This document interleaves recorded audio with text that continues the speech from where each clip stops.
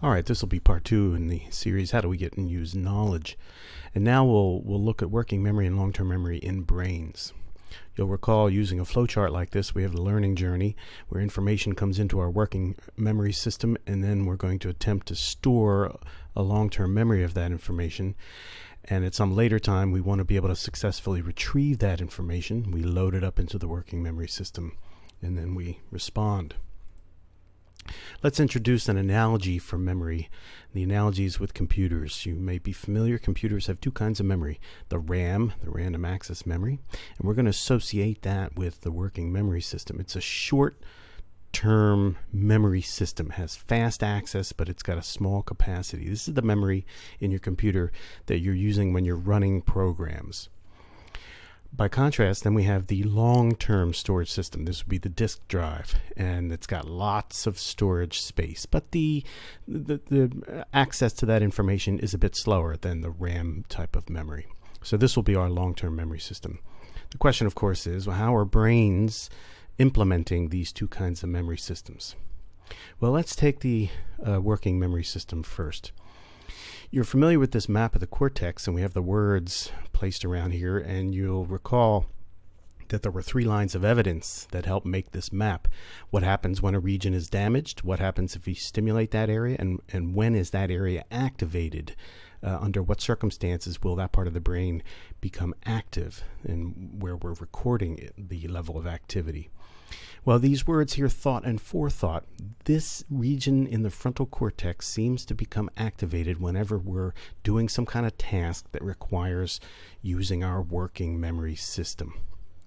So we're going to put a box in the frontal cortex here to represent our working memory system. It turns out there's an area in the parietal cortex as well that gets turned on, but the brain does seem to have dedicated circuitry for doing the job of the working memory. So it's a short-term buffer system, and the contents of this working memory will depend on what other parts of the brain are sending information to this working memory system.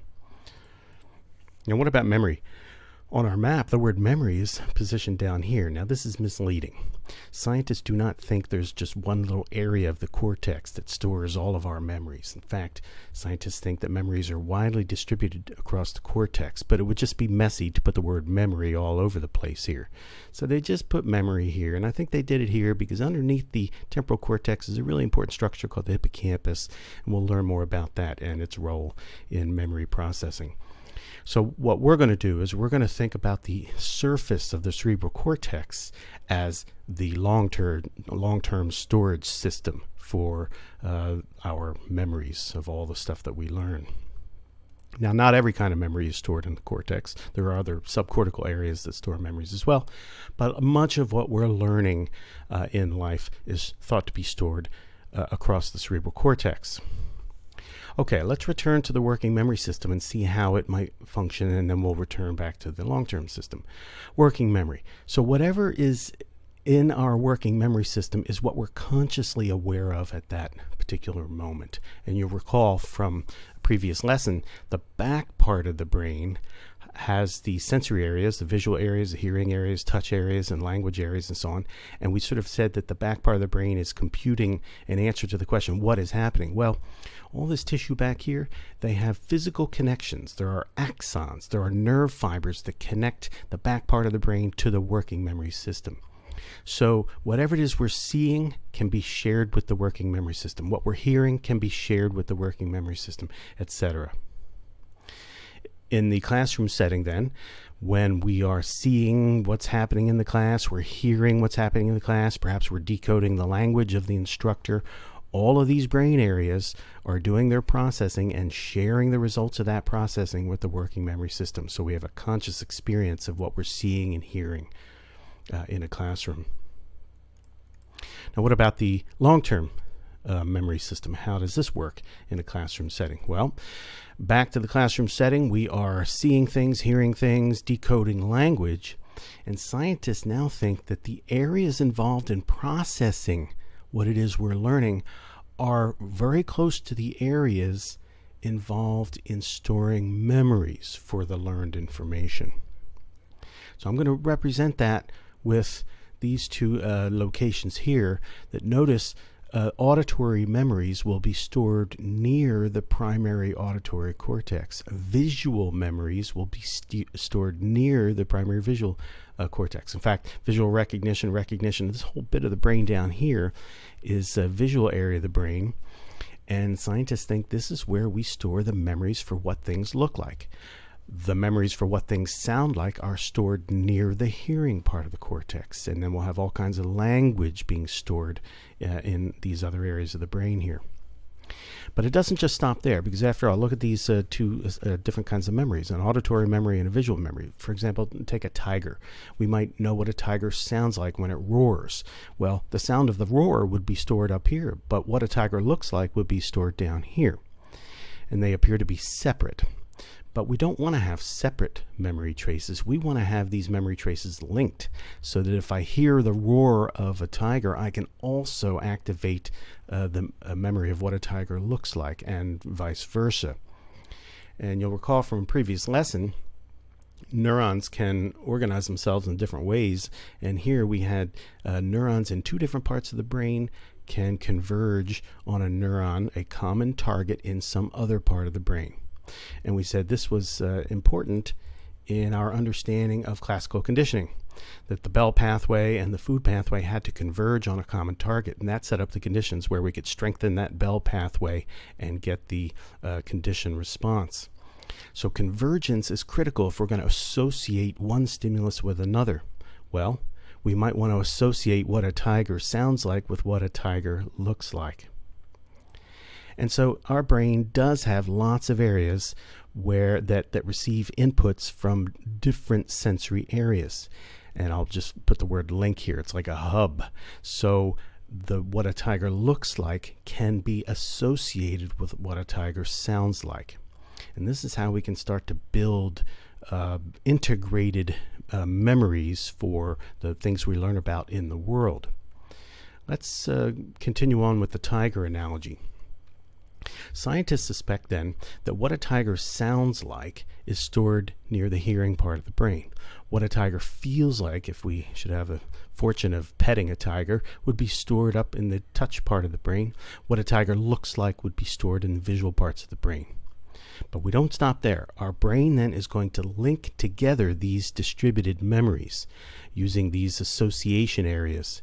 And so when you do that, when you link together what a tiger sounds like and feels like and looks like, you're starting to form the concept of a tiger. To possess the concept of a tiger means you can identify a tiger from other animals because you know what it looks like or what it sounds like. And if you hear the sound of the tiger, you hear it roar, you can activate and draw out what a tiger looks like. This is what it means to have knowledge in the brain. In addition, we might learn other facts about tigers. Well, we're going to link that up to the concept of tiger. And in fact, we might learn the sound of the word tiger. If we learn the word tiger, it means we're storing a memory of the sound of the word tiger and linking it up to the concept tiger. This is knowledge. So when we're setting up long-term memory traces of an object and we're linking them together, we're forming a concept of that thing, and that is what we mean by gaining knowledge. Now, what about retrieving this knowledge? Well, maybe it's quiz time and we have a tiger question. Well, our working memory system will be processing the question about tigers, and now we're going to search our long-term memory, and the idea is we need to reactivate the tiger memory traces. I'll just simplify that by reactivating the concept tiger here, the link, the hub that is connected to all the other memories.